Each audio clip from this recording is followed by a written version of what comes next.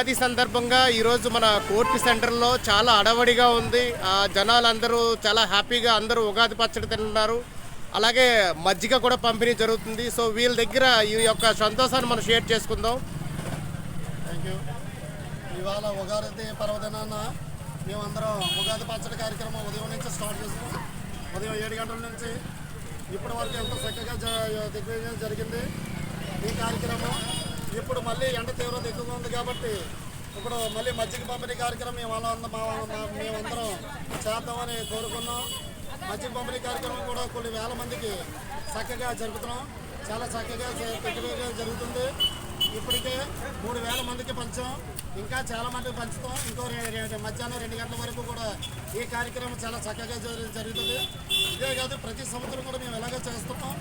చాలా చక్కగా ఏ కార్యక్రమంలో ఉన్నా సరే కానీ మా వాళ్ళందరూ కలిసికట్టుగా యూనిట్గా ఉండి మేము ఎంతో బాగా ఈ కార్యక్రమాన్ని చేస్తున్నాం.